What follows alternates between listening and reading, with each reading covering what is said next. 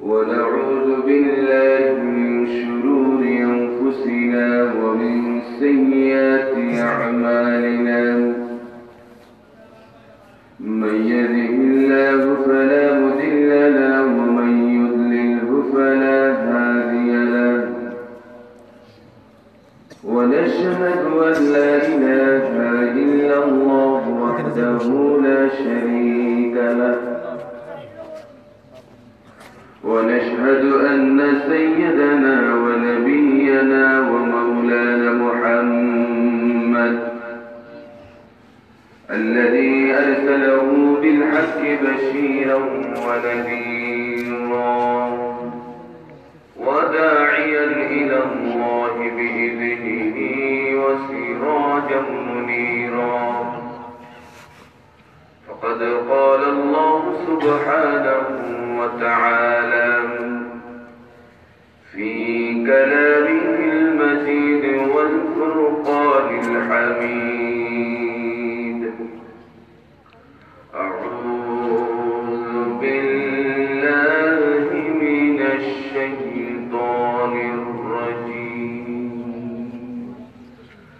بسم الله الرحمن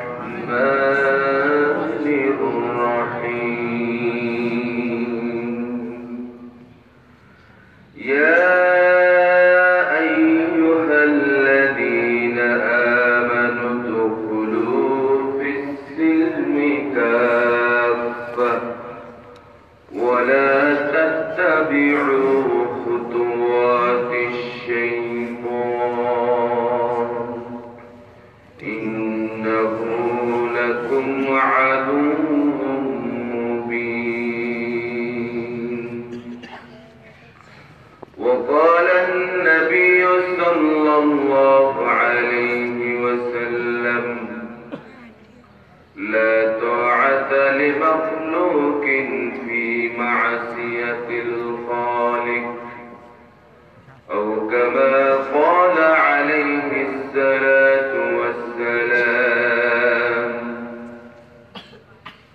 وقال الله تعالى في شان حبيبه آمرا ومخبرا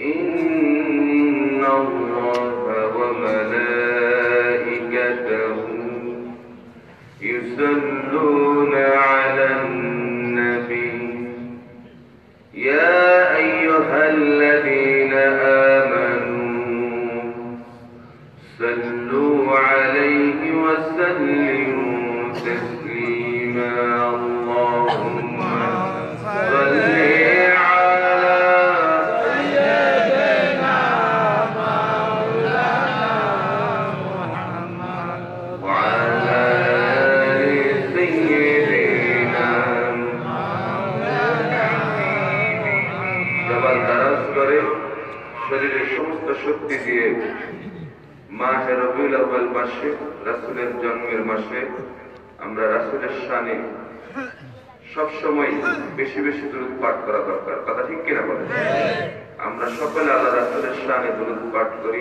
আল্লাহুম্মা সাল্লি আলা সাইয়্যিদিনা মাওলানা মুহাম্মদ ওয়া আলা আলি সাইয়্যিদিনা মাওলানা মুহাম্মদ আল্লাহুম্মা সাল্লি আলা সাইয়্যিদিনা মাওলানা মুহাম্মদ ওয়া আলা আলি সাইয়্যিদিনা মাওলানা মুহাম্মদ যদি হইতো কুবাল হাওয়া হইতো যদি শুভ্র কবুতর মেঘের ডানায় পাঠিয়ে দিতাম মদিনার পথ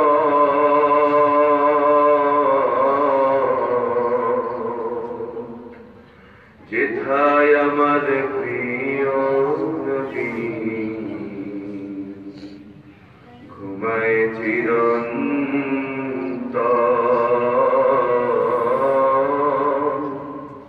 যেথায় আমার প্রিয় নবী ঘুমায় চিরন্তন। আল্লাহুম্মা সাল্লি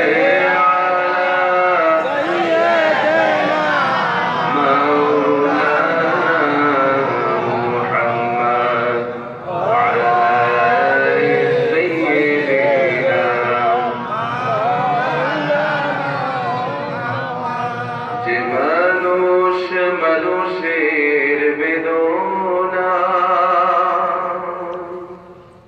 কেঁদেছিল আজীবন মদিনা, সেই মানুষ সেই মাটি যদি এত সুন্দর না জানি তাহলে কত সুন্দর, কত সুন্দর। আল্লাহুম্মা সাল্লি আলা মাওলানা মুহাম্মদ ওয়া আলা আলি সাইয়্যিদিনা মুহাম্মদ মুস্তাফা আমার, মুহাম্মদ মুস্তাফা আমার উসওয়ায়ে হাসানা, রাতের আধারে যেন চাঁদ মধু জোছনা, রাতের আধারে যেন চাঁদ মধু জোছনা। আল্লাহুম্মা সাল্লি আলা মাওলানা মুহাম্মদ ওয়া আলা আলি সাইয়্যিদিনা মাওলানা মুহাম্মদ বালাগাল উলা বিকামালিহি কাশাফাত দুজা বিজামালিহি حسنت جميع خصاله صلوا عليه وآله سلموا يا قوم بل صلوا على سجل الأمين مصطفى ما جاء إلا رحمة للعالمين. أما بعد، الحمد لله كفى والصلاة والسلام على حبيبه المصطفى সকলে উচ্চ আওয়াজে বলি সাল্লাল্লাহু আলাইহি ওয়াসাল্লাম। যুব সমাজের উদ্যোগে আয়োজিত তৃতীয় বার্ষিক তাফসীরুল কোরআন মাহফিল, আজকের মাহফিলের সম্মানিত সভাপতি গাজীনগর চরপাতা দাখিল মাদ্রাসার সম্মানিত সুপার হযরত মাওলানা সালেহ আহমদ সাহেব, উলামায়ে কেরাম, বিশেষ করে আজকের মাহফিলের প্রধান ওয়াইজ বিশিষ্ট ইসলামী চিন্তাবিদ প্রখ্যাত মুফাসসির কোরআন আলহাজ হযরত মাওলানা ওবাইদুস সুবহান মামুন সাইদি সাহেব, বিশেষ ওয়াইজিন হায়দারগঞ্জ দাহিরিয়া আলেম কামিল মাদ্রাসার সম্মানিত আরবি প্রভাষক হযরত মাওলানা মোহাম্মদ নোমান সাহেব, অন্যান্য উলামায়ে কেরাম, মুসল্লিয়ান আযম, সামিঈন, হাজিরিন, যুবক, পর্দার আলেমা এবং বোনেরা, সর্বপ্রথম আমার অন্তরের অন্তঃস্থল থেকে সালাম গ্রহণ করুন। আসসালামু আলাইকুম ওয়া রাহমাতুল্লাহি ওয়া বারাকাতুহু। মহান আল্লাহ রাব্বুল ইজ্জতুল জালালের শাহী দরবারে আমরা আমাদের মস্তকে অবনত চিত্তে শুকরিয়া আদায় করি সেই মহান মনিবের, যিনি আমাদের মালিক। আমাদের মালিককে আল্লাহ। আল্লাহ বড় না ছোট? অনেক বড়। তারপরে আওয়াজটা একেবারে এমন আওয়াজ দিচ্ছে, হ্যাঁ সাহেবগঞ্জ নাকি সাহেবগঞ্জ, একটা সাহেবের ভাব আছে না, কথা বলা আছে কি? আওয়াজ তো সেরকম হওয়া দরকার। আমি জানি যে এই এলাকার মানুষ এতক্ষণে অর্ধেক ঘুম তাদের হয়ে যায়, রাত কিন্তু কম হয় না। আমাদের অবস্থা হইল ওই যে ক্লাসের শেষ ঘন্টার মতো, দেখি ক্লাসের প্রথম ঘন্টা আর শেষ ঘন্টা কি এক? প্রথম ঘন্টায় ছাত্রদের মধ্যে যে এনার্জি থাকে, শেষ ঘন্টায় বিকাল 4টার সময় কি সে এনার্জি থাকে? হ্যাঁ, আমাদের অবস্থা এরকম। সবসময় যেখানে যাই আমাদেরকে দেয় শেষে, মানুষ যায় ঘুমে, ঠিক কি? তবে আলহামদুলিল্লাহ আজকে এখানে কেউ ঘুমের মধ্যে নেই, সবাই জাগ্রত আছে, আলহামদুলিল্লাহ আলহামদুলিল্লাহ। তাহলে যে আল্লাহ সুবহানাহু ওয়া তাআলা আমাদেরকে আজকের এই মহতি মাহফিলে আসার এবং বসার তৌফিক দিয়েছেন, সে আল্লাহর শাহী দরবারে আমরা কালিমাতুশ শুকর আদায় করি। সকলে উচ্চ আওয়াজে পড়ি আলহামদুলিল্লাহ। নাতে রাসূল পেশ করছি মানবতার মুক্তির দূত মুহাম্মদুর রাসূলুল্লাহ সাল্লাল্লাহু আলাইহি ওয়াসাল্লাম এবং জান্নাতের সর্বোচ্চ মর্যাদা কামনা করছি, যাদের তাজা রক্তের বিনিময়ে আমরা ইসলামকে একটি পরিপূর্ণ জীবন ব্যবস্থা হিসেবে পেয়েছি। কথা ঠিক কিনা বলেন? সেই থেকে আজ পর্যন্ত যারা পৃথিবীর বিভিন্ন জায়গায় তথা বাংলার এই জমিনে ইসলামকে প্রতিষ্ঠিত করার জন্য, কোরআনকে পৃথিবীর বুকে, বাংলাদেশের বুকে প্রতিষ্ঠিত করার জন্য যারা জীবন দিয়েছেন, যারা শাহাদাত বরণ করেছেন, তাদের জান্নাতের সর্বোচ্চ মাকাম কামনা করছি, বলি আমিন। এবং যারা আজকের এই বিজয়ের মাসে, এই মাসটা বিজয়ের মাস না জানেন? এই বিজয়ের মাসে 1971 সালে যারা দেশ মাতৃকাকে পাকিস্তানের গোলামের জিনজির থেকে মুক্ত করেছেন, কথা ঠিক কিনা বলেন? আমরা একটা সময়ে একটা দেশের উপনিবেশ ছিলাম, কথা ঠিক কিনা বলেন?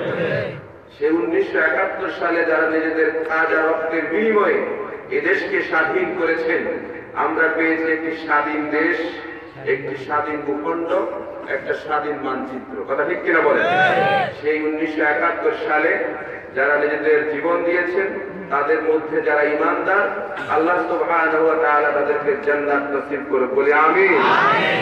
সম্মানিত হাজিরিন, তারা যেভাবে 1971 সালে সমস্ত জুলুমের বিরুদ্ধে রুখে দাঁড়াইছেন, আজকে যদি তারা জীবিত থাকতেন, আজকেও সারা পৃথিবীর তথা আমাদের এই প্রিয় মাতৃভূমির সমস্ত জুলুমের বিরুদ্ধে তারাই যথেষ্ট ছিল, কথা ঠিক কিনা বলেন? 1971 সালে আমাদের এই প্রিয় ভাইয়েরা এই দেশকে স্বাধীন করেছেন, পাকিস্তান থেকে মুক্ত করেছেন, আমরা স্বাধীন হয়েছি। 1971 সালে আমার যে ভাইয়েরা এই দেশকে পাকিস্তানকে দেন নাই, জীবন দিয়েছেন, তারপর দেশকে পাকিস্তানের হাতে তুলে দেন নাই। সুতরাং আজকের এই সময়ে আমরা শুধু পাকিস্তান নয়, আমাদের পার্শ্ববর্তী দেশ, কোন দেশকে, আমাদের এই দেশকে কি দিয়ে দেব? বলেন দিয়ে দেব? সুতরাং যদি 1971 সালের মতো যদি আরেকটা হয়, তাহলে কি আমরা প্রস্তুতি নিতে পারবো? পারবো? আল্লাহ কবুল করে বলে আমিন। সম্মানিত হাজিরিন, আজকে আমরা এমন একটা সময় উপস্থিত হয়েছি যখন গোটা মানবতা, বিশেষ করে মুসলিম মানবতা আজকে নিপীড়িত, নির্যাতিত, নিষ্পেষিত। আজকে মানবতা বুলন্দিত। মানবতা বলতে আজকে কোনো কিছুই সারা পৃথিবীতে বিদ্যমান নয়, কথা ঠিক কিনা বলেন? বিশেষ করে ফিলিস্তিনে আজকে মুসলমানদের উপর নির্যাতন চলছে, কাশ্মীরে আজকে মুসলমানদের উপর নির্যাতন চলছে, আমার পাশে বার্মাতে আজকে মুসলমানদের উপর ইতিহাসের নিকৃষ্টতম নির্যাতন চলছে, কথা ঠিক কিনা? প্রিয় হাজিরিন, এই যুগটা হচ্ছে বিজ্ঞানের যুগ বলা হয়। বিজ্ঞানের যুগ অর্থাৎ বিজ্ঞান পৃথিবীটাকে একেবারে সংকীর্ণ করে দিয়েছে। কথা ঠিক কিনা বলে? পৃথিবীটা এখন আমাদের হাতের মুঠোয়। কথা ঠিক না? পৃথিবীর কোন জায়গায় কি হয় এখন আপনাদের এই সাহেবগঞ্জে বসে মানুষ দেখতে পায়। কথা ঠিক কিনা বলে? এই বিজ্ঞানের কারণে আমরা জানতে পেরেছি, জানি যে সারা পৃথিবীতে 170 কোটি মুসলমান আছে। আল্লাহু আকবার বলেন। কত কোটি মুসলমান? অতীতের ইতিহাসে এতগুলো মুসলমান কখনো একত্রিত ছিল না, ঠিক তো? আর অতীতের ইতিহাসে এই মুসলমানদেরকে এত নির্যাতনের শিকার হতে কারণ হচ্ছে এই যে আমাদের পুকুরে আপনার মাছ আছে না, মাছ, তাহলে এই মাছ যদি আপনি উপরে উঠাইয়া দেন, মাছের শক্তি আছে আর পাওয়ার আছে, তাহলে মাছের পাওয়ার পুকুরে, ঠিক না? আপনার পাজেরো গাড়ি, এই জাতীয় গাড়িগুলোর পাওয়ার হচ্ছে হাইওয়ে রোডের মধ্যে। কথা ঠিক কিনা? কাদাযুক্ত জমিনের মধ্যে যদি এই গাড়িগুলোকে ছেড়ে দেন, এগুলো যেতে, কারণ এদের পাওয়ার হাইওয়ে রোডের মধ্যে। তো তাহলে সকল জিনিসের, সকল ব্যক্তির, সকল মানুষের একটা পাওয়ার আছে কিনা বলেন? মুসলমানদের পাওয়ার হচ্ছে আল্লাহর কোরআনের মধ্যে। কথা ঠিক কিনা? মুসলমান যতদিন এই কোরআন ধরেছে, রাসূলের সুন্নতকে আঁকড়ে ধরেছে, ততদিন মুসলমান পৃথিবীতে শান্তিতে ছিল। কথা ঠিক কিনা বলেন? মুসলমান যখন কোরআন ছেড়ে দিয়েছে, রাসূলের আদর্শ ছেড়ে দিয়েছে, সুন্নতকে অবহেলা করেছে, সেদিন মুসলমানদের উপর নির্যাতন শুরু হয়ে গেছে। কথা ঠিক কিনা? এই জন্য কবি বলেন, ও জামানা মে মুআজ্জাজ থি হামিলে কুরআন কর और तुम जलील खार हुई तारिके कुरआन कर। সেই জামানার লোকেরা সম্মানিত হয়েছে, আল্লাহ রাব্বুল আলামিন তাদেরকে পৃথিবীর বুকে সম্মানিত করেছেন। যারা ছিল উটের রাখাল, যারা ছিল কৃষক, আল্লাহ রাব্বুল আলামিন তাদেরকে বিভিন্ন দেশের সেনাপতি বানায় দিয়েছেন। যারা খাওয়া জানতো না, ভদ্রতা জানতো না, আদব যাদের মধ্যে ছিল না, তাদেরকে আল্লাহ রাব্বুল আলামিন পৃথিবীর শ্রেষ্ঠ মানুষ বানাইছেন। তার প্রমাণ হযরত আবু বকর, হযরত ওমর, হযরত ওসমান, হযরত আলী রাদিয়াল্লাহু তাআলা আনহুম। সুবহানাল্লাহ বলেন। সেই জামানার হযরত আবু আইয়ুব আনসারী রাদিয়াল্লাহু তাআলা আনহু হিজরতের, আল্লাহ রাসূল যখন মক্কা থেকে মদিনায় হিজরত করে যার বাড়িতে উঠলেন, এই আবু আইয়ুব আনসারী রাদিয়াল্লাহু তাআলা আনহু ইসলাম কবুল করার আগে সেই জামানার সবচেয়ে বড় ডাকাত ছিলেন। এই যখন কোরআনের ছায়াতলে এসেছেন, কোরআনের সংস্পর্শে যখন এসেছেন, পরশ পাথরের সংস্পর্শে যখন এসেছেন, আল্লাহ রাব্বুল আলামিন তাকে শ্রেষ্ঠ মর্যাদা দিয়েছেন। এজন্য কবি বলেন, মুসলমান যতদিন কোরআন ধরেছে, কোরআন বহন করে চলেছে, আল্লাহ রাব্বুল আলামিন তাদেরকে পৃথিবীর বুকে সম্মানিত করেছেন। মুসলমান যেদিন কোরআন ছেড়ে দিয়েছে, যে পাওয়ার যেদিন ছেড়ে দিয়েছে, এই শক্তি যেদিন ছেড়ে দিয়েছে, সেই দিন থেকে মুসলমান অপমানিত শুরু হয়ে গেছে। ঠিক কিনা বলেন? আজকে ফিলিস্তিনের মার খায় কারা? বলতে হবে, কারা খায়? আজকে কাশ্মীরের মার খায় কারা? আজকে বার্মাতে মার খায় কারা? বার্মাতে আজকে ইতিহাসের নিকৃষ্টতম নির্যাতন চলছে। আইয়ামে জাহিলিয়াতে এরকম নির্যাতন চলে নাই। কথা ঠিক কিনা বলুন? আজকে বার্মার মানুষগুলো যে কি অবস্থার মধ্যে তারা আছে, পুরুষদেরকে রাস্তার মধ্যে ফেলে জবে করে, শুধু জবে করেই ক্ষান্ত হয় নাই, আগুন দিয়ে বাইরে দিচ্ছে, দেখছেন না? কথা ঠিক কিনা বলেন? বারবার মা বোনরা ধর্ষিতা হচ্ছে। কথা ঠিক কিনা বলেন? আজকে তারা আমাদের দিকে চেয়ে আছে, সারা পৃথিবীর মুসলমানদের দিকে তারা চেয়ে আছে, অথচ মুসলমানদের নেতারা আজকে চুপ। কথা ঠিক কিনা বলেন? সৌদি আরব বলেন, তুরস্ক বলেন, পাকিস্তান বলেন, ইন্দোনেশিয়া বলেন, মিশর বলেন, এই সব দেশের মুসলমান নেতারা আজকে চুপ হয়ে আছে। কথা ঠিক কিনা বলেন? কয়েকদিন আগে দেখলাম একটা দুধের বাচ্চা মাসুম নাফ নদীতে ভেসে এসে নাফ নদীর পাড়েই মাটির মধ্যে মুখ থুবড়ে আছে। কথা ঠিক কিনা বলেন? এটা শুধু এই ছোট্ট বাচ্চা মুখ থুবড়ে নয়, মনে হয় যেন গোটা মানবতা আজকে নাফ নদীর পাড়ে মুখ থুবড়ে আছে। কথা ঠিক কিনা বলেন? আজকে মানবতার লেবাসদারীরা যারা মানবতার পক্ষে কথা বলে, বিভিন্ন সময় স্লোগান দেয়, আজকে এই জাতীয় লোকেরা চুপ। কথা ঠিক কিনা বলেন? আজকে যদি এই কাজটা মুসলমানরা করত, তাহলে মুসলমানরা সন্ত্রাসী, সমস্ত মিডিয়াগুলো সেখানে একত্রিত হয়ে যেত, সারা পৃথিবীর কভারেজ দিত, দেখেন মুসলমানরা সন্ত্রাসী। কথা ঠিক কিনা বলেন? আজকে ইলেকট্রিক মিডিয়া বলেন, প্রিন্ট মিডিয়া বলেন, সমস্ত মিডিয়াগুলো মুসলমানদের বিপক্ষে। কথা ঠিক কিনা বলেন? মুসলমানদের পক্ষে কোনো মিডিয়া নাই। আজকে তথ্য সন্ত্রাস চলছে মুসলমানদের বিরুদ্ধে। কথা ঠিক কিনা বলেন? আপনারা বলতে হবে মুসলমানরা কি সন্ত্রাসী? কথা বলেন, মুসলমানরা সন্ত্রাসী? মুসলমানরা জঙ্গি?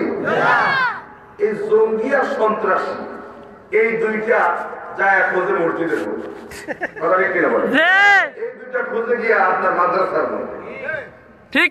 এই জনতাকে আমি বলতে চাই, মসজিদে সন্ত্রাসীরা থাকে, মসজিদে জঙ্গিরা থাকে। এজন্য আপনার মুসল্লি কোনদিন জুতা চুর হয় না, ঠিক কিনা? চোরেই মুসল্লি সাজে। কথা ঠিক কিনা? মুসলমান কখনো জঙ্গি হতে পারে না, জঙ্গি এই মুসলমান সাজে। কথা ঠিক কিনা? সম্মানিত হাজিরিন, আজকে সারা পৃথিবীতে মুসলমানদের বিরুদ্ধে, ইসলামের বিরুদ্ধে ঝড় উঠেছে। সমস্ত মিডিয়াগুলো মুসলমানদের বিপক্ষে। সারা পৃথিবীর ইহুদি, খ্রিস্টান, নাসারা, বৌদ্ধ এরা সব মুসলমানদের পক্ষে না বিপক্ষে? জাতিসংঘ আমাদের পক্ষে না বিপক্ষে? হ্যাঁ, পূর্ব দিয়া উপর দিয়া বলে জাতিসংঘের সাবেক মহাসচিব কফি আনান গত কয়েকদিন আগে এসে একেবারে অস্থির। আমরা তো খুব খুশি হয়ে গেছি, ঠিক না? যে কফি আনান যখন বারবার কাছে একটা সমাধান হবে, এ যখন চলে যায় তখন বিদ্রোহ দিয়া বলেছে এদেরকে শেষ করে দাও। না হলে আজকে 2 মাস যাবৎ বার্মাতে নির্যাতন চলছে, মুসলমানদেরকে হত্যা করতেছে। মুসলমান আমার বোনেরা চিৎকার মেরে বলতেছে, আমার মুসলমান ভাইরা তোমরা কোথায় আছো? তোমাদের বোনদেরকে যদি নির্যাতন করতো, ধর্ষণ করতো, তোমরা কি তখন চুপ থাকতে পারতে? কথা ঠিক কিনা?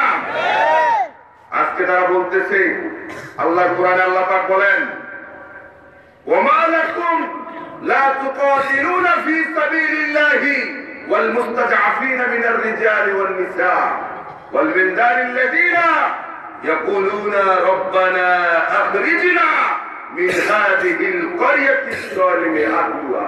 কথা ঠিক কিনা বলেন? আল্লাহ রাব্বুল আলামিন বলেন, ওমা লাকুম তোমাদের কি হলো, লা তুকাতিলুনা ফি সাবিলিল্লাহি ওয়াল মুস্তাদআফিনা মিনার রিজাল ওয়ান নিসা ওয়াল বিলদানিল্লাযিনা ইয়াকুলুনা রব্বানা আখরিজনা মিন হাযিহিল ক্বরিয়াতিজ যালিমি আহলুহা।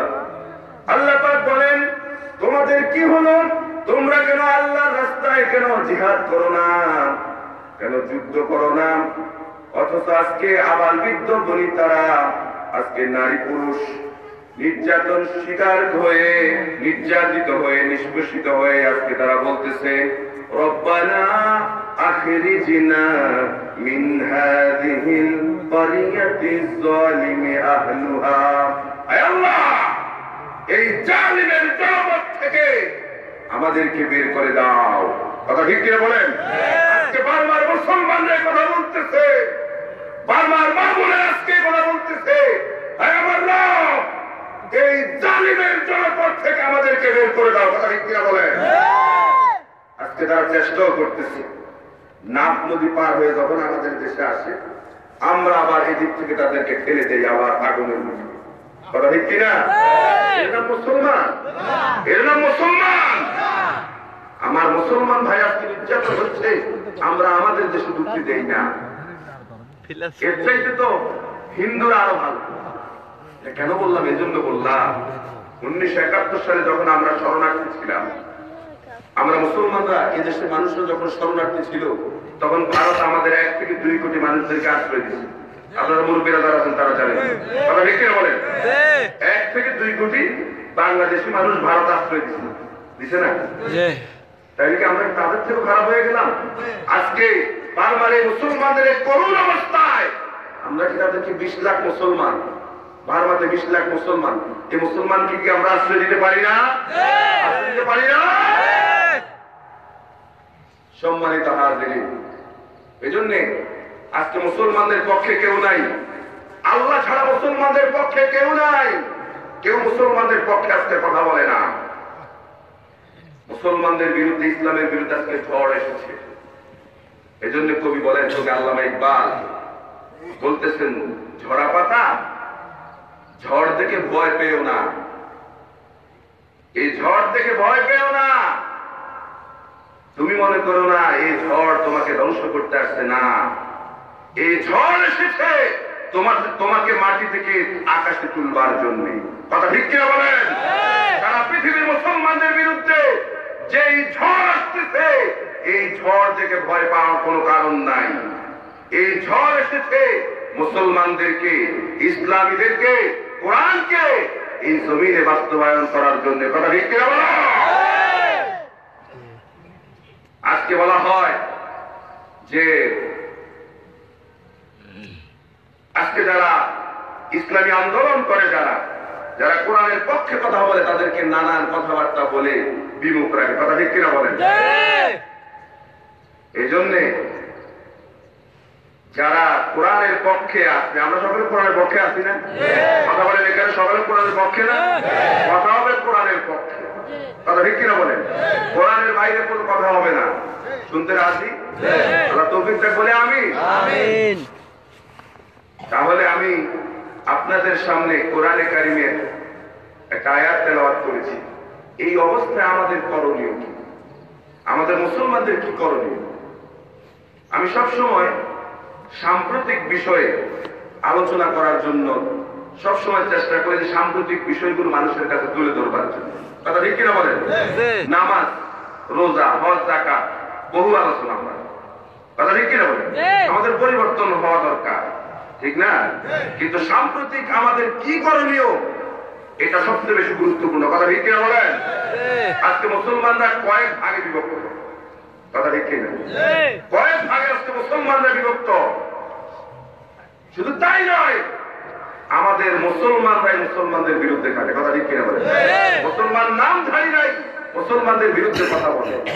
পৃথিবীতে এমন কোন ধর্মগ্রন্থ নাই যে ধর্মগ্রন্থের লোকেরা তাদের ধর্মকে গালি দিচ্ছে। বলেন আছে?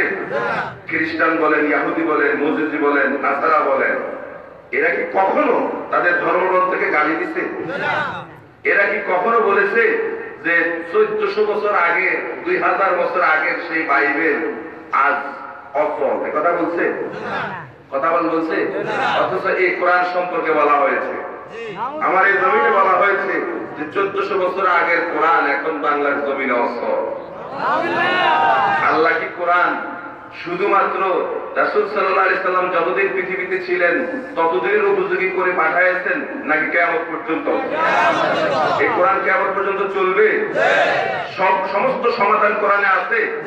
একটা স্লোগান আছে না, কি? সব সমস্যার সমাধান, সব সমস্যার সমাধান। এটা কি শুধুই স্লোগান না বাস্তব? সব সমস্যার সমাধান কোরআন দিতে পারে? এই কোরআনের মধ্যে সমস্ত সমস্যার সমাধান আছে। আল্লাহ সুবহানাহু ওয়া তাআলা বলেন তিবিয়ানান লিকুল্লি শাই, যা কিছু দরকার তোমার পরিবারের জন্য যা কিছু দরকার, তোমার সমাজের জন্য যা দরকার, তোমার রাষ্ট্রের জন্য যা কিছু দরকার, তোমার রাষ্ট্রনীতি, তোমার পররাষ্ট্রনীতি, তোমার বিদ্যুৎ নীতি, তোমার অর্থনীতি, সব কোরআনে আছে না নাই? আছে কিনা বলেন? তাহলে আজকে এই আমরা মুসলমানদের যে ক্ষতি করছি, অন্যান্য জাতি মুসলমানদের এত ক্ষতি করতে পারে নাই। কথা ঠিক কিনা বলেন?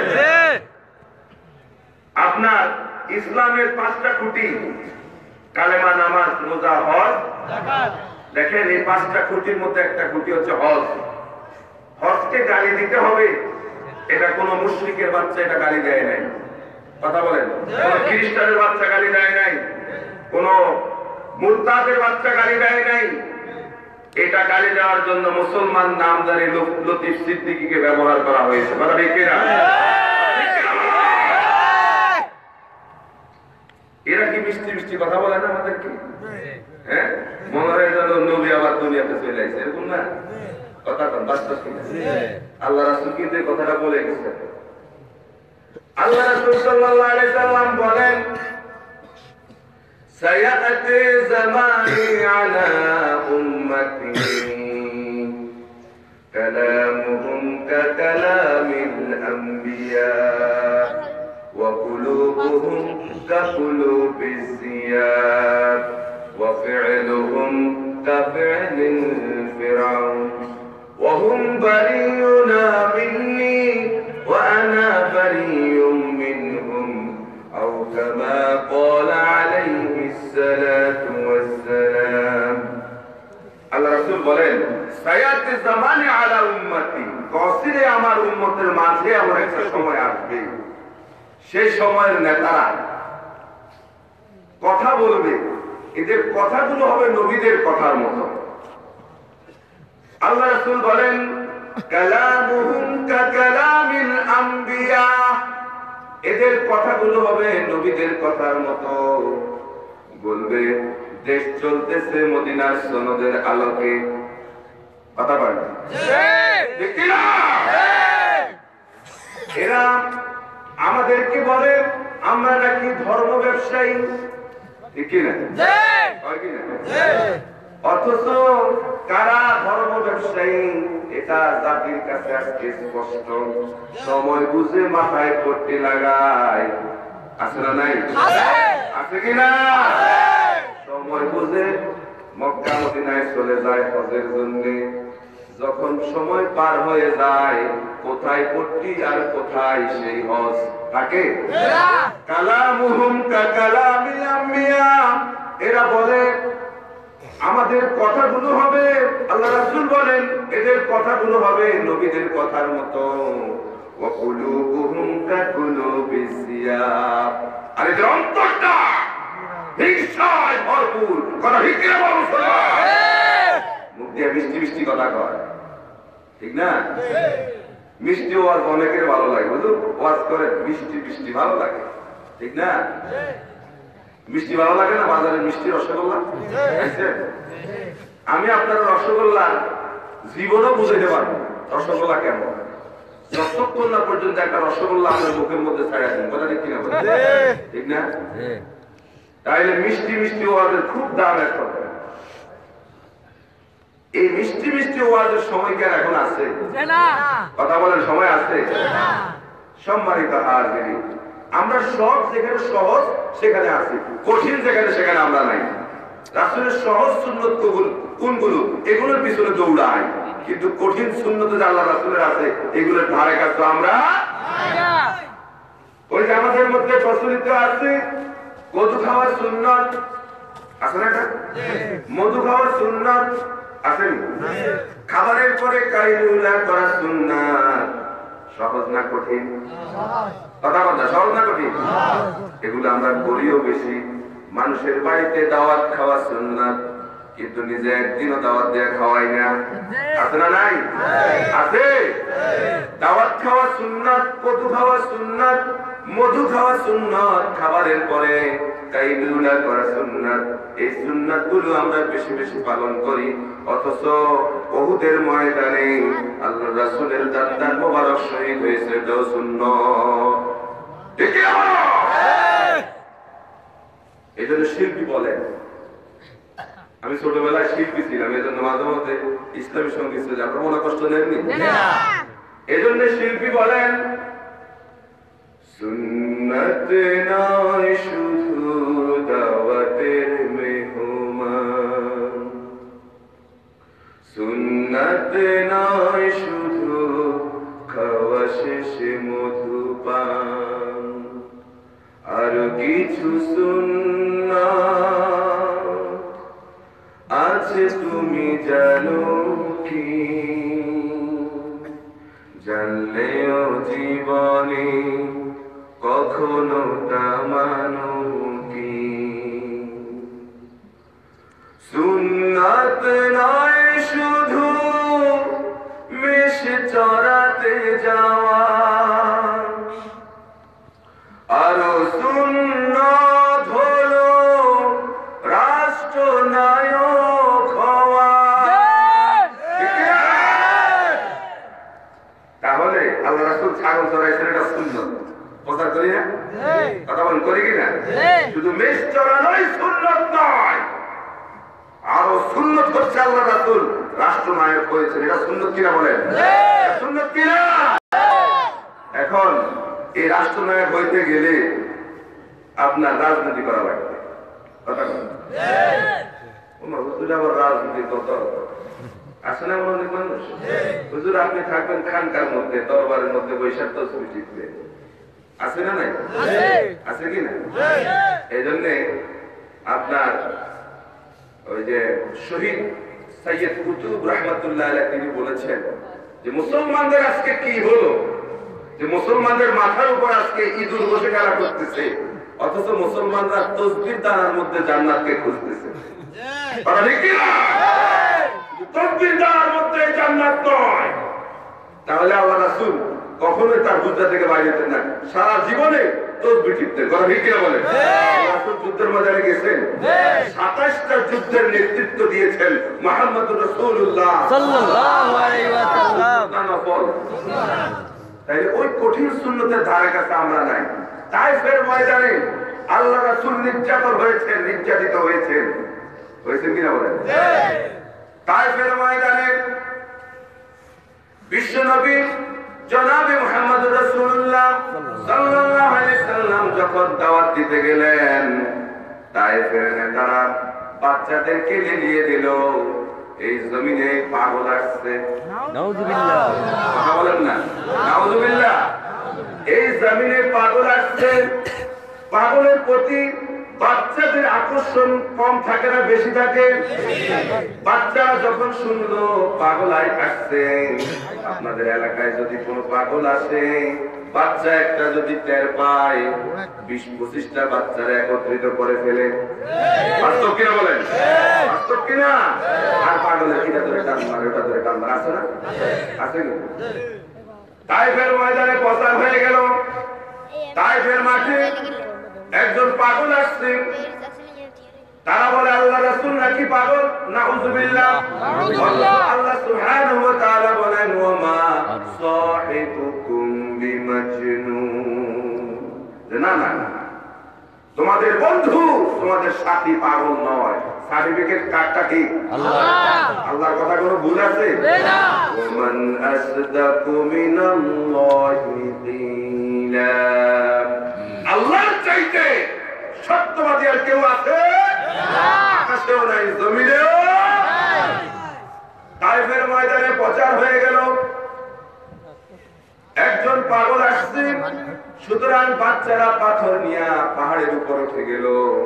আল্লাহ রাসূল দিনের কথাবার্তা বলতেছেন, পাহাড় থেকে অঝোর ধারে বৃষ্টির মতো পাথর নিক্ষেপ শুরু হয়ে গেল।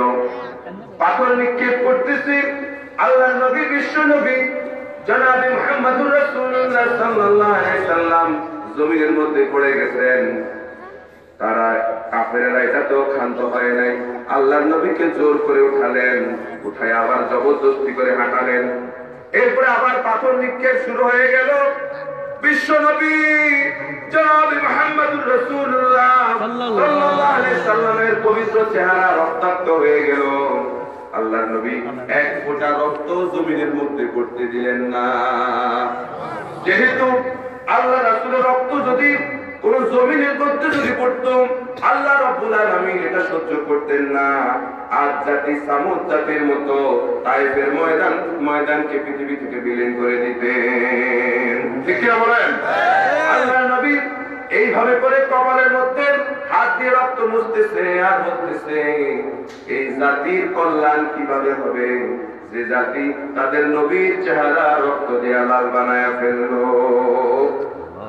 শুধু তাই নয়, বিশ্ব নবীকে দ্বিতীয়বার পড়ার পরেও আল্লাহ রাসূল যখন জমিনের মধ্যে বেহুশ হয়ে পড়ে গেলেন, এরপরে সেখান থেকে আবার জবরদস্তি করে উঠালো, আবার হাঁটালো, আবার পাথর নিক্ষেপ হয়ে গেল।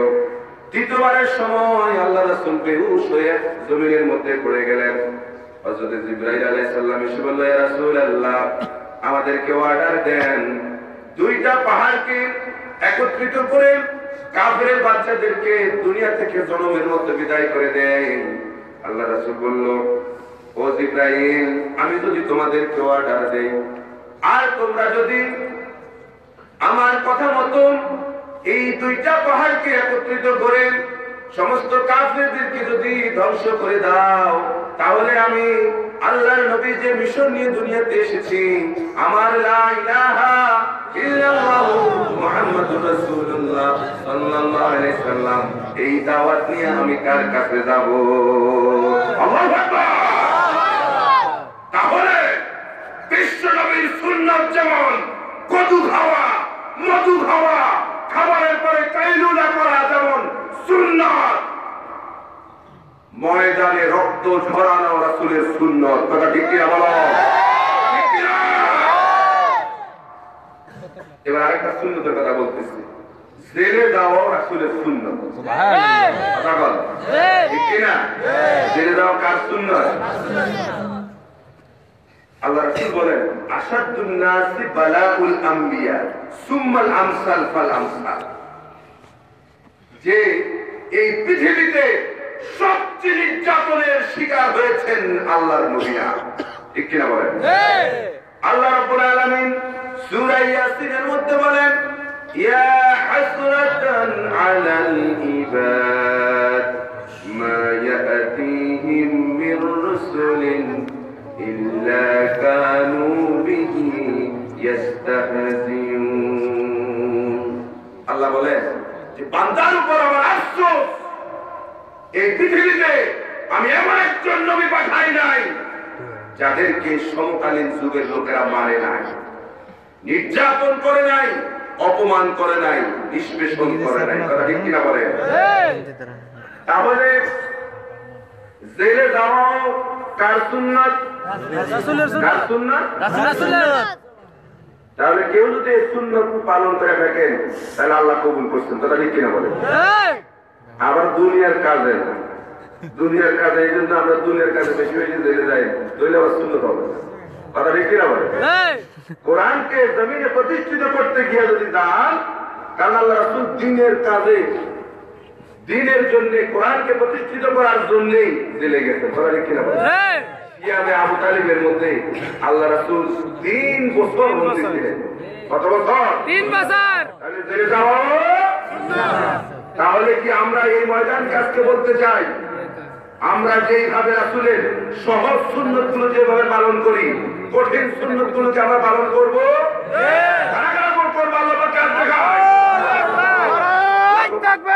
আল্লাহু আকবার, নারে তাকবীর, আল্লাহু আকবার। ইসলামের শত্রুরা হুঁশিয়ার সাবধান, হুঁশিয়ার সাবধান, ইসলামের শত্রুরা। নারে তাকবীর,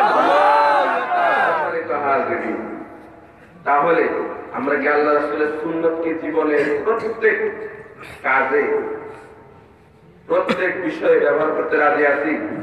আমার পরিবারের রাসূলের সুন্নাত প্রতিষ্ঠিত করতে রাজি? আমার সমাজে, আমার রাষ্ট্রে রাজি? যদি এই জন্য জীবন দিতে হয় রাজি। কারণ হচ্ছে এই পৃথিবীতে যুবকদের রক্ত ইসলামের সপক্ষে কথা বলেছে। কথা ঠিক কি না বলো? আল্লাহ রাসূল সাল্লাল্লাহু আলাইহি সাল্লাম বলেন, উসিকুম বিশ-শাবাবি খায়রা ফাইন্নাহুম আরাদু আফইদা লাকাদ বা'আসানি আল্লাহুল হানাফিয়্যাতি ইসলামহা ফাহালাফানি আশ-শাবাব ওয়া খালাফানি আশ-শুয়ুখ। আল্লাহ রাসূল বলেন, এই পৃথিবীতে আমি এসেছি উদারতা নিয়ে, ভালোবাসা নিয়ে, মানুষের মধ্যে ভালোবাসা প্রতিষ্ঠিত করার জন্য, দিনকে দুনিয়ার জীবনে বাস্তবায়ন করার জন্য আমি এসেছি।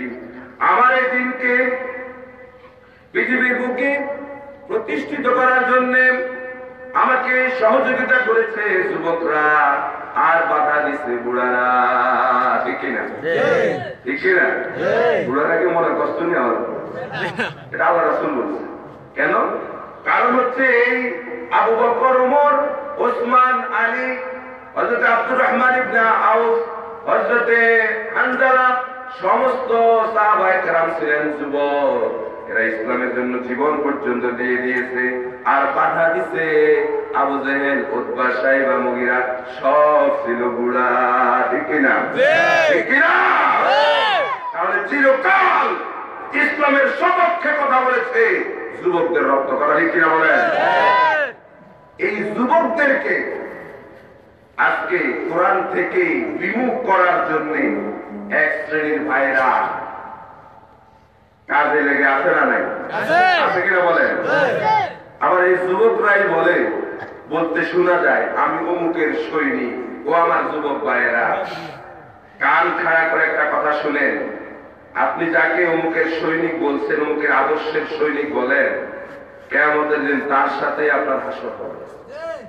কথা বাস্তব কিনা? হাদিসে বলেছে, যার সাথে যার মহব্বত তার সাথে তার হাসর। কথা ঠিক কিনা বলেন? তাহলে আমার আদর্শ হবে কি? বিশ্ব নবী আল্লাহুম্মা সাল্লি আলা সাইয়্যিদিনা মাওলানা মুহাম্মদ ওয়া আলা আলি সাইয়্যিদিনা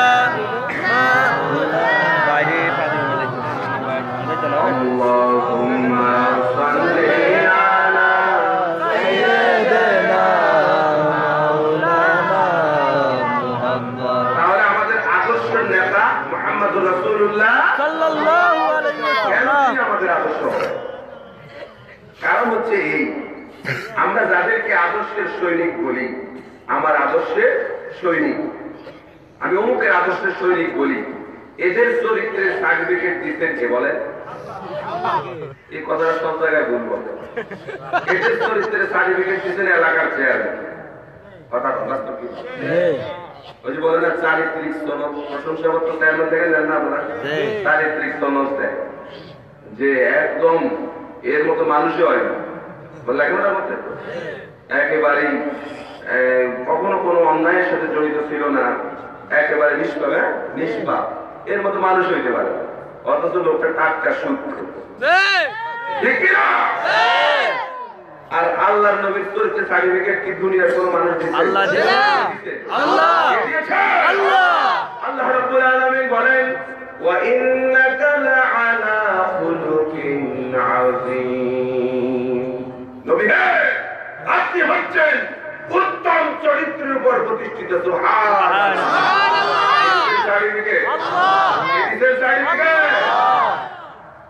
তাহলে সেই নবীর আদর্শের সৈনিক হওয়া দরকার। কথা ঠিক কিনা? আমরা যদি রাসূলের আদর্শের সৈনিক হই, তাহলে রাসূলের সাথে আমাদের হাসর হবে। কথা ঠিক কিনা? কথা ঠিক কিনা?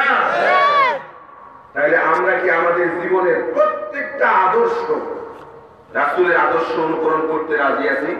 প্রত্যেক জায়গায় আল্লাহ রাসূল সাল্লাল্লাহু আলাইহি ওয়াসাল্লাম শিশুর জন্য আদর্শ ছিলেন, তিনি যুবকের জন্য আদর্শ ছিলেন, তিনি বিচারকের আদর্শ ছিলেন, তিনি স্বামীর আদর্শ ছিলেন। আল্লাহ রাসূল স্বামীর আদর্শ ছিলেন না? আপনারা এখানে স্বামী আছেন না অনেকে? কয়জন আছে? একটা হাত দেখা বলেন। উঠে দেখি শরম লাগে তাকে বুঝি কথা বলেন, মুরব্বীরা বুঝে নেন। বুঝে নাই আপনার স্বামী না হাতও দেন না, তাই কয়জন আছে এখানে? এখনো বুঝে নেন, বুঝে নেন কোন দেখা যাচ্ছে আল্লাহ তাআলা ভালো। বিয়ে করেছেন কয়জন? একটা হাতটা দেখান না। মুরব্বীরা বিয়ে করে না, তাই সব পাইয়ে গেছে কোনো বিয়ে করে। আমি বলতেছি কোন দিক থেকে কথাটা বুঝতে হবে। ও বউ নাই বলো না? ও আচ্ছা আচ্ছা, স্বামী তো একটা সময় ছিল, স্বামী এক সময় ছিলেন না? তাহলে আল্লাহ রাসূল হচ্ছে আদর্শ স্বামী, ঠিক কিনা বলেন? রাসূলের আদর্শ, আপনারা যারা স্বামীরা এখানে আছেন, আপনাদের মধ্যে কি সেই রাসূলের আদর্শ আছে? হ্যাঁ, তার মধ্যে আছে আলহামদুলিল্লাহ বলুন। পরীক্ষা করবে কেমনে পরীক্ষা করবে? আজকে রাতে বাইরে যাবেন, আমি আপনাদেরকে পলিসি শিখাই। আজকে রাতে বাইরে যাবেন, যায় গভীর রজনীতে একেবারে আগে 3টার সময় জায়গা ওই ঘটনা করছে, সেটাই বলি। এক স্বামী তার আদর্শের প্রমাণ বুঝবার জন্য ফোন দিয়ে রাখলো। রাতে 3টার দিকে ঘুমির থেকে উঠাই বউরে জায়গায় উঠো, কি হইল?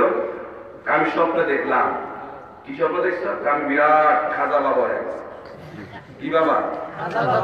বড় মাপের বিশ্বাস। কেরম বড়? কোনো সীমা নাই, এত বড় বিশ্বাস হয়ে গেছে আমি। তা ঠিক আছে, বিশ্বাস হয়েছে, কি হয়েছে? তো বিশ্বাস হলে তো মুড়ি দেওয়া দরকার।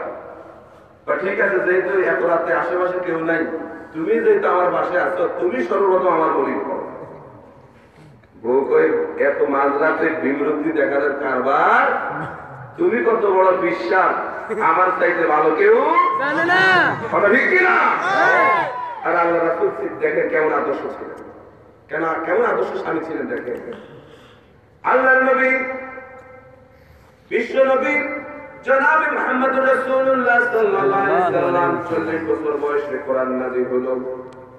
হেরা পর্বতের গুহায় যখন কোরআন নাযিল হয়ে গেল, জিবরাইল আলাইহিস সালাম যখন এসে বলল এ পড়ো, আল্লাহ রাসূল বললেন মা আনা বিকারি, আমি পড়তে জানি না। এরপরে জিবরাইল বলল এ পড়ো, পড়তে জানি না মানে এখানে ব্যাখ্যাটা কি? জানি না মানে আল্লাহ রাসূল জানেন না? জানেন কি না? তো মা আনা বিকারি অর্থ কি? অর্থ এখনো তো আপনি বলেন না কি পড়তে হবে। কথা ঠিক কিনা? কি পড়বো? মা না বেকার, আমি জানি না, বিষয়টা এমন না, কি পড়বোটা কি? হাদিস শরীফের মধ্যে এসেছে, বুখারী শরীফের কিতাবুল ওহীর 7 নম্বর হাদিস, যখন কোরআন নাযিল হয়ে গেল, জিবরাইল আলাইহিস সালাম এসে আল্লাহ রাসূলকে বলল এ কোরআন পড়ুন। আল্লাহ রাসূল বললেন মা আনা বিকারি। এরপরে আবার বলা হলো এ কোরআন পড়ুন। আল্লাহ রাসূল বলল মা আনা বিকারি, আমি পড়তে জানি না। অর্থাৎ আমি কি পড়বো এটা তো এখনো বলেন নাই। এরপরে দ্বিতীয়বার যখন বলা হলো এ কোরআন, আল্লাহ রাসূল বলছেন মা আনা বিকারি। এরপরে জিবরাইল আলাইহিস সালাম আল্লাহ রাসূলের সিনার সাথে জোরে একটা আঘাত করেছেন, চাপ দিয়েছেন, গোটা কোরআনটা আল্লাহ রাসূলের সিনার মধ্যে ঢুকে গেছে। সেখান থেকে ওহী এমন সময় এসে গেল, ওহী এসেছে, আল্লাহ রাসূল ভরমাক্ত হয়ে গেলেন, তিনি ভয় পেলেন। এমন অবস্থা কখনো হয় নাই। কারণ আপনাকে মনে করেন নাকি এটা সাধারণ কোন কিতাব? এই কোরআনকে আল্লাহ সুবহানাহু ওয়া তাআলা পাহাড়ের মধ্যে নাযিল করতে চাইতো, ঠিক কি না? পাহাড় কি বলছে? লাউ আনজালনা হাযাল কুরআন আলা জাবালিন লারাআইতাহু খাশিআন মুতাসাদ্দিআন মিন খাশিয়াতিল্লাহ। আল্লাহ পাক বলেন এই কোরআনকে যদি আমি পাহাড়ের উপর নাযিল করতাম, তার মানে করেন ঠিক না, যদি করতাম তাহলে পাহাড় এই কোরআনের ভয়ে চূর্ণ বিচূর্ণ হয়ে যেত। তাহলে পাহাড় রাজি হয় না কোরআন নিতে, গাছপালা, চন্দ্র, সূর্য, গ্রহ, নক্ষত্র কিছুই এই কোরআন বহন করতে রাজি হয় নাই, মানুষ রাজি হয়ে গেছে। সুবহানাল্লাহ। একটা ঘটনা শুনুন। বিশ্ব নবী জনাবে মুহাম্মদ রাসূলুল্লাহ সাল্লাল্লাহু আলাইহি ওয়াসাল্লাম যখন মক্কা বিজয়ের পরে কাবা ঘরের মধ্যে যখন ঢুকলেন, তিনি লক্ষ্য করে দেখলেন কাবা ঘরের মধ্যে 360টা মূর্তি, সবগুলো মূর্তিকে বের করলেন। এরপরে কাবা ঘরের দেওয়ালের মধ্যে ময়লা লেগে আছে। আল্লাহর নবী বিশ্ব নবী যতটুক লাগ পান ওই কাবা ঘরের ময়লাগুলো পরিষ্কার করেছেন। এরপরে আর যেখানে তিনি লাগ পান না, তিনি হযরত আলী রাদিয়াল্লাহু তাআলা আনহুকে বলল, আলী তুমি আমার কাঁধের উপর উঠো, আমার কাঁধের উপর উঠে ওই ময়লাগুলো পরিষ্কার করো।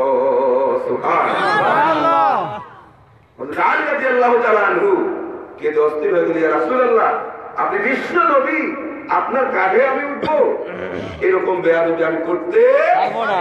আল্লাহ রাসূল বলেন, আলী আমি তোমার অনুমতি দিচ্ছি। আলী বলে, ইয়া রাসূলুল্লাহ আমার দ্বারা এটা হবে না, আমি আপনার কাঁধে উঠতে পারবো না। আল্লাহ রাসূল বলল, আলী শুনো,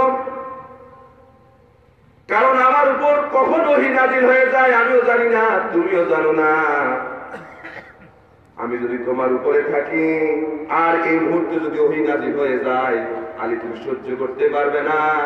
1 মাইল 2 মাইল নয়, অন্তত 4000 মাইল নিচে তুমি চলে যাবে। আল্লাহু আকবার।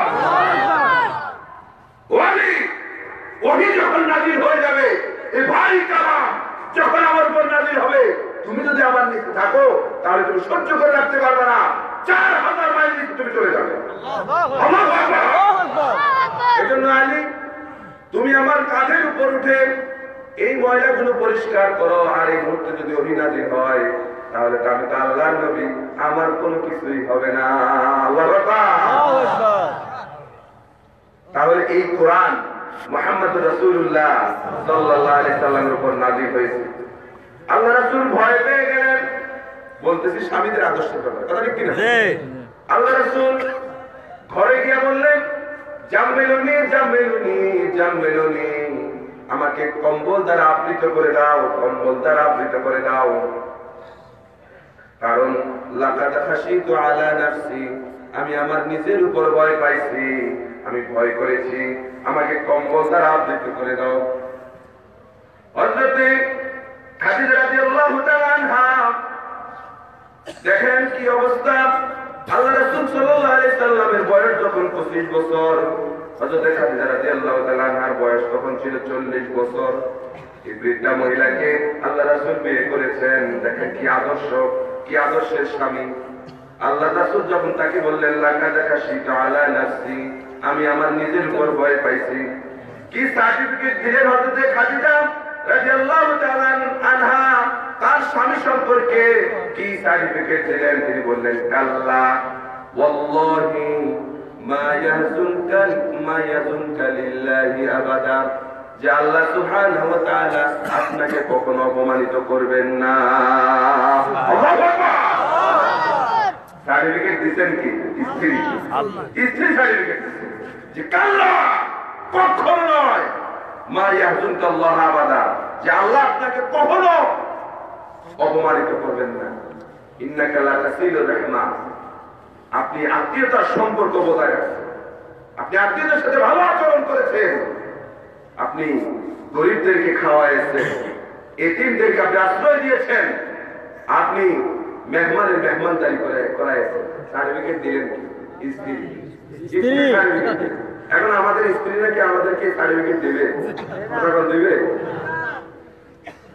তো বলতেছিলাম ওই স্বামীর কথা, রাতের বেলায় সে তার স্ত্রীকে বললো, আমি তো বিশ্বাস হয়ে গেছি, তুমি আমার মুরিদ। তখন স্ত্রী বললো যে তুমি কোন প্রকারের স্বামী, এটা আমার চাইতে ভালো কেউ। তাহলে আমরা সে আল্লাহ রাসূলের আদর্শের স্বামী হতে চাই, কথা বলেন পারবো? আল্লাহ পাক স্বামীদের মধ্যে আল্লাহ রাসূলের সে আদর্শ এনে দিক, বলি আমিন। তাহলে কি করতে হবে? আল্লাহ রাসূল সাল্লাল্লাহু আলাইহি সাল্লাম সারাদিন দ্বীনের জন্য, কোরআনের জন্য, ইসলামের জন্য পরিশ্রম করে যখন বাড়িতে যাইতেন, দেখতেন হযরত আয়েশা রাদিয়াল্লাহু তাআলা আনহা এখনো রান্না বান্না শেষ হয়নি। আল্লাহ রাসূল সাল্লাল্লাহু আলাইহি সাল্লাম যুদ্ধের মধ্যে দেখা আয়েশা নিজের বর্মটা খুলে হযরত আয়েশা রাদিয়াল্লাহু তাআলা আনহাকে তরকারি কুটে অথবা একটু রুটি বেলে বা একটু সেকে হযরত আয়েশা রাদিয়াল্লাহু তাআলা আনহাকে সহযোগিতা করছে। সুবহানাল্লাহ। এরকম পারবেন? এই জন্য এখন দাওয়া। ঘরের মধ্যে ঢোকার সময় স্ত্রীকে সালাম দিয়ে ঢোকা যাবে? কে কে সালাম দিয়ে ঢুকতে চাই?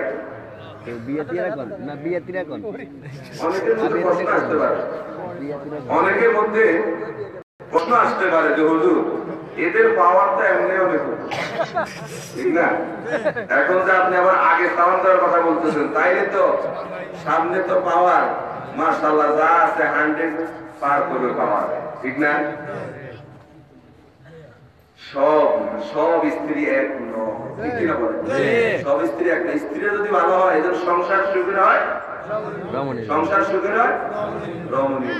আপনার স্ত্রী যদি ভালো হয় আপনি ভালো হইতে বাধ্য, কারণ ঠিক কিনা বলে, ঠিক কিনা?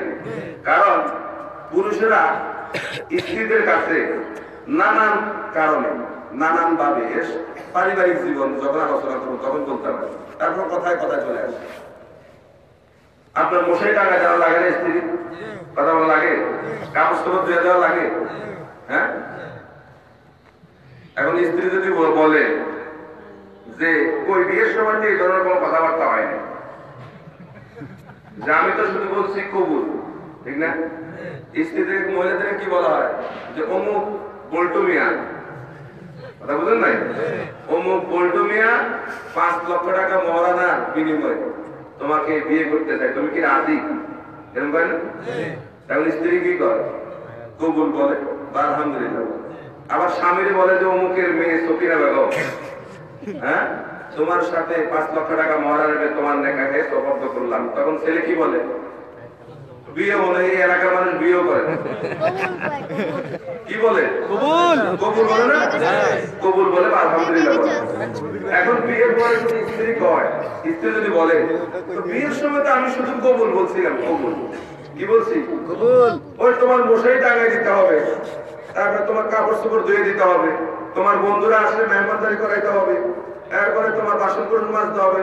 তো বিয়ের সময় তো আমি এগুলো স্বীকার করিনি, কথা বল না। আমি শুধু বলছি কি আলহামদুলিল্লাহ, ঠিক না?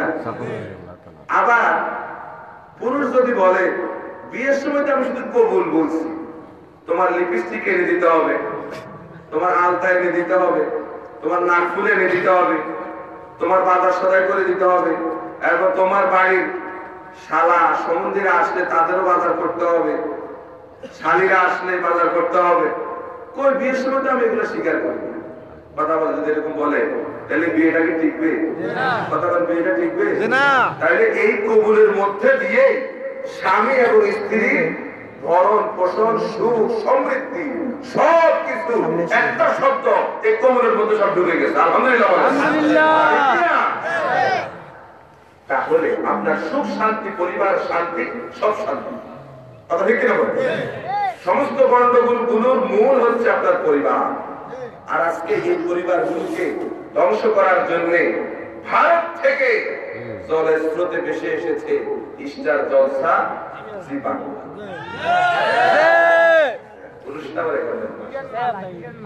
কি মালা? আমার উপরে কিরণ মালা। খেয়াল গেছে কি কইতে কইতে আলোচনা দরকার আছে, কারণ ওনারা পুরুষ স্বামীরা তো সন্ধ্যা 6টা থেকে রাত 12টা পর্যন্ত টেলিভিশনের রিমোটার স্বামীদের হাতে আসে, কথা বাস্তব কিনা?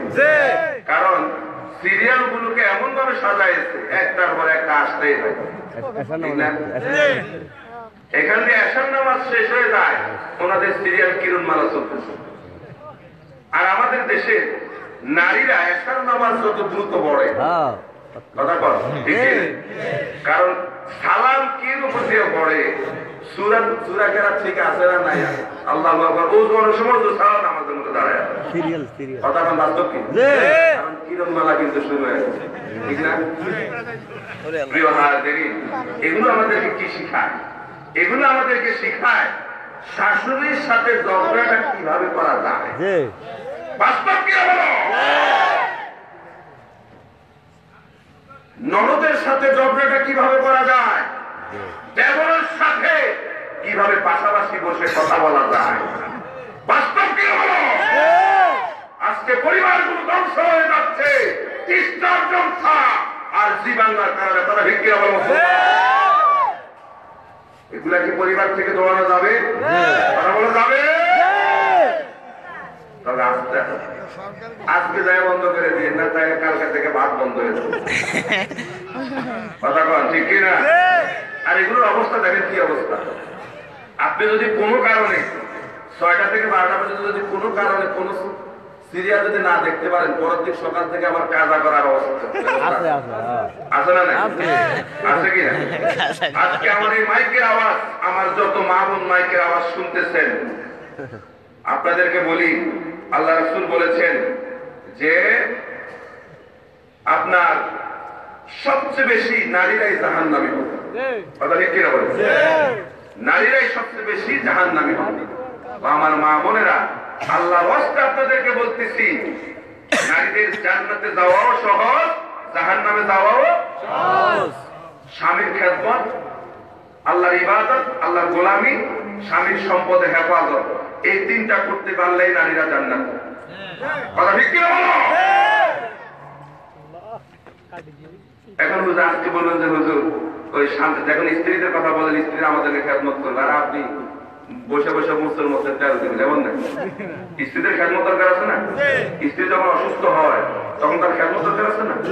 এই যে অর্ধাঙ্গী বলে কেন? অর্ধাঙ্গী কেন? একে অপরের পরিপূরক। কথা ঠিক কিনা বলেন?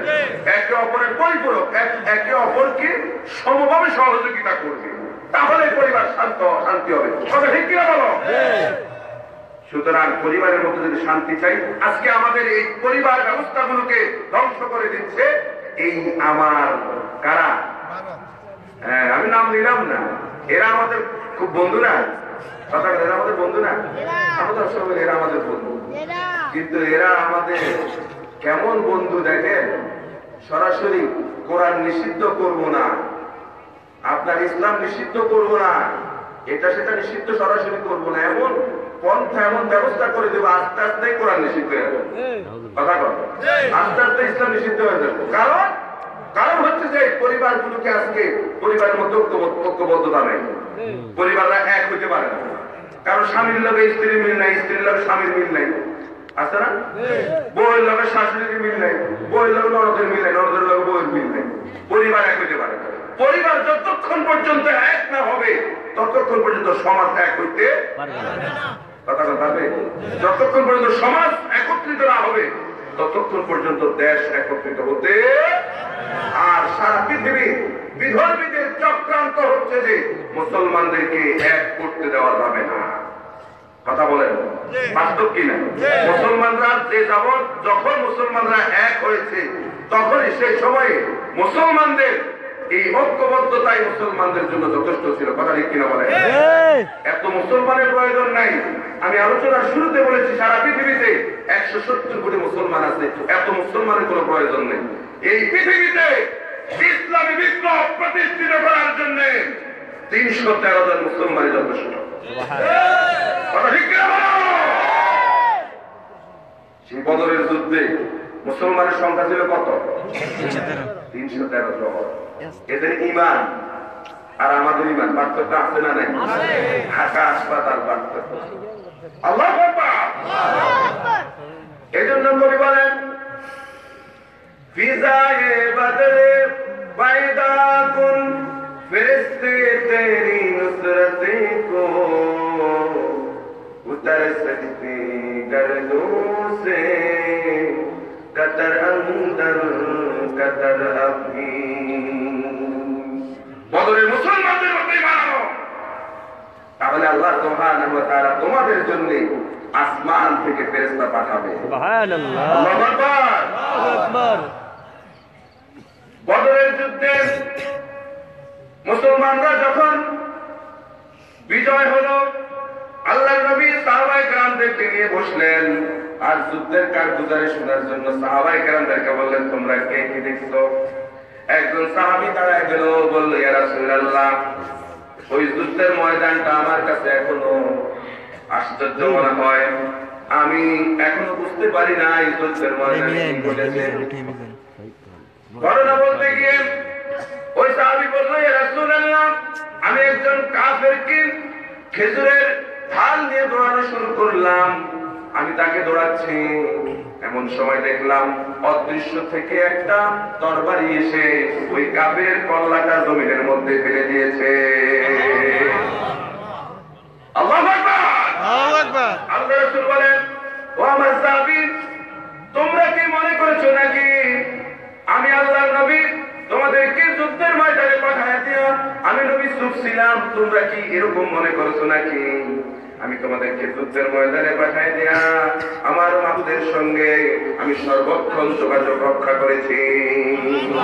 আমার আল্লাহ তোমাদের ইমানে এত খুশি হয়ে গেলেন, লক্ষ লক্ষ কোটি কোটি ফেরেশতা পাঠায়া তোমাদেরকে সহযোগিতা আল্লাহ পাক করেছেন। ও মুসলমান, সেই ঈমান বর্তমানে আমাদের প্রয়োজন কিনা বলো? দরকার আছে কিনা বলো? এত মুসলমানের কোনো প্রয়োজন নাই। বাংলাদেশে 15 কোটি মুসলমানের কোনো প্রয়োজন নাই। ভার্মাকে হেনস্থা করার জন্য, নিশ্চিহ্ন করার জন্য 313 জন মুসলমানই যথেষ্ট। কথা ঠিক কিনা বলো? সুতরাং আমি আলোচনা শেষ করে দেব। শেষ পর্যায়ে বলতে চাই, ও মুসলমান, আজকে কি ভার্মায় আমার মুসলমান ভাইরা, আমার মুসলমান ভোরেরা কি নির্যাতিত হবে? আমাদের ঈমান থাকতে আমরা কি সেই মুসলমান হতে পারবো না? আল্লাহ পাক তৌফিক দান করে আমিন। আমাদের এই আওয়াজ বলতে বলতে এক পর্যায়ে উপরে যায় বুঝবে। কথা ঠিক কিনা বলেন? আজকের এই ছোট পরিসর থেকে আওয়াজ তুলতে তুলতে এক সময় উপরে গিয়ে বুঝবে। আমাদের যারা আছেন ভারত, আজকে এই যে আরাকানে যে মুসলমানরা আছে তারা কিন্তু একদিন দুই দিনের না, 1200 বছরের পুরানো রোহিঙ্গা। তারা উড়ে এসে জুড়ে বসে নেই। কথা ঠিক কিনা বলে? তারা ঘর জামাই না যে আপনি যখন মন চাইলে পাই করে দেবেন, এমন নয়। তারা 1200 বছরের পুরানো মুসলমান। সুতরাং আজকে বলতে চাই, যদি প্রয়োজন হয়, আমরা যদি তাদেরকে আশ্রয় দিতে না পারি, তাহলে আমার এই দেশ আপনার আরাকানকে দখল করতে পারবে না। কথা বল, পারবে কিনা? আমাদের সেই শক্তি আছে, অবশ্যই আছে। আমাদের এই যে আর্মি, বিডিআর, র্যাব, পুলিশ, এদের সেই শক্তি আছে। আপনার আমাদের আর্মি কথা হচ্ছে একটা চোখ রাগানি দেয়, আপনার বারবার এতক্ষণ নির্দেশ হয়ে যাওয়ার কথা ছিল। কথা ঠিক কিনা বলেন? আমাদের ইমানের মজবুতি নেই, এজন্য আমরা ভয় পাই, খালি ভয় পাই আমাদের। কথা ঠিক কিনা বলেন? খালি ভয় পাই, এটা ইমান দুর্বলতার লক্ষণ। কথা ঠিক কিনা? আমাদের কোনো ভয় নাই। কে বলতেছেন? আল্লাহ। ইমানদারদের কোনো ভয় নাই। কে বলতেছেন? আল্লাহ রাব্বুল আলামিন বলেন, ওয়ালা তাহিনু ওয়ালা তাহজানু ওয়া আনতুম আ'লাউনা ইন কুনতুম মুমিনিন। তোমাদের কোনো ভয় নাই, তোমাদের কোনো চিন্তাও নাই, আমি আল্লাহ রাব্বুল আলামিন তোমাদেরকে বিজয় করব। সুবহানাল্লাহ বলেন। সুবহানাল্লাহ। শর্ত আছে? শর্ত হলো তোমরা মুমিন হইতে হবে। তাহলে আমরা মুমিন হতে রাজি? তাহলে আমি আপনাদের সামনে কোরআনে কারিমের যে আয়াতটা তেলাওয়াত করলাম, এটা ব্যাখ্যা করেই আমি শেষ করি। আল্লাহ রাব্বুল আলামিন বলেছেন, ইয়া আইয়ুহাল্লাযীনা আমানু দুখুলু ফিস-সিলমি কাফা ওয়া লা তাত্তাবিউ খুতুওয়াতিশ শাইতান ইন্নাহু লাকুম আদুউম মুবিন। হে ঈমানদারেরা, তোমরা ইসলামের মধ্যে পরিপূর্ণ প্রবেশ করো। আমরা কি ইসলামের মধ্যে পরিপূর্ণ আছি? কথা বলেন, আছি? আমাদের নামাজ, রোজা, হজ, যাকাত আল্লাহর কথা বলো, কিন্তু আমার ব্যবসা বাণিজ্য, আমার লেনদেন, আমার চরিত্র, আমার আমানতদারি, আমার বিবাহ শাদী, এগুলো কি আল্লাহর হুকুম মতো, আল্লাহর কথা মতো আমরা করি?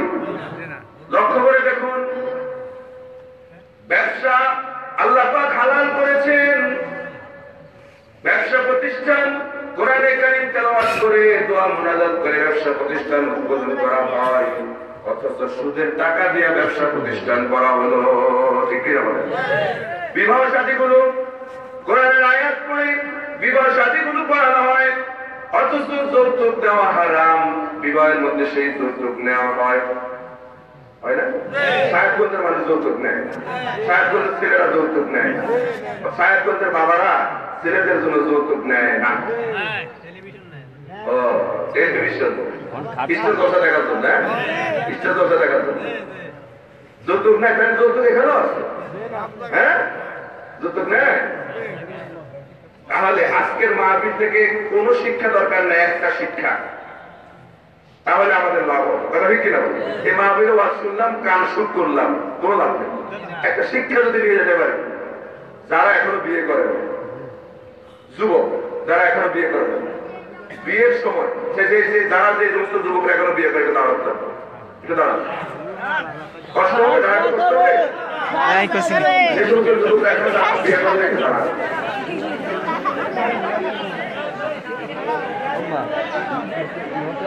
দেখেন কোন বুড়াদের আবার দাঁড়াইছে কি শুনেন, এটা হাসির বিষয় নয়। যুবকরা কি আজকের এই মাহফিলে এই ওয়াদা করতে পারবে?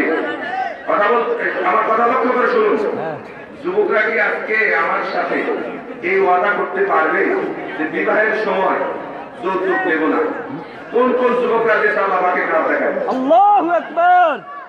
ও আল্লাহ, আমরা বলি ও আল্লাহ, ও আল্লাহ, আজকের এই মাহফিলকে সাক্ষী রেখে, আমরা এই মাহফিলকে সাক্ষী রেখে, সাক্ষী রেখে, কোরআন কারীমকে সাক্ষী রেখে আমরা ওয়াদা করতেছি, আমরা ওয়াদা করি দুনিয়ার কোনো মানুষের সাথে নয়, দুনিয়ার কোনো মানুষের স্বয়ং তোমার সাথে, স্বয়ং স্বয়ং তোমার সাথে ওয়াদা করতেছি। আল্লাহ, আমাদের বিবাহের সময় কর্মপক্ষের কাছ থেকে দাবি করে কোনো কিছু আদায় করবো না।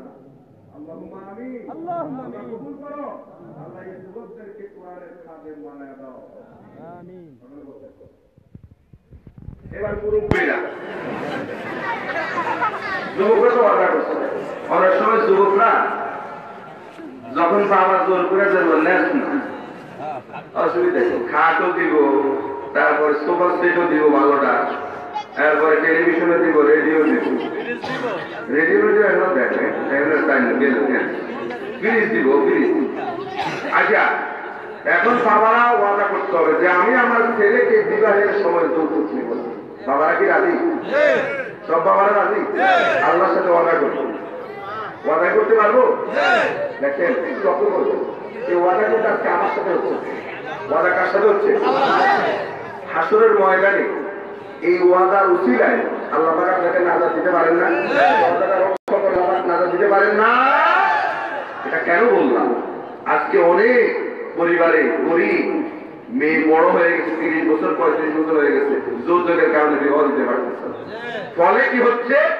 এই মেয়েরা আপনার অভাবের তাড়নায় অথবা নিজের ইজ্জত রক্ষা করতে গিয়া শেষ পর্যন্ত আর পারে না, এরপরে শেষ পর্যন্ত খারাপ কাজ দিকে চলে যাবে। কথা ঠিক কিনা? এই জন্য আমাদের পুরুষ সমাজ দায়ী। আমি পুরুষ সমাজকে দায়ী করব।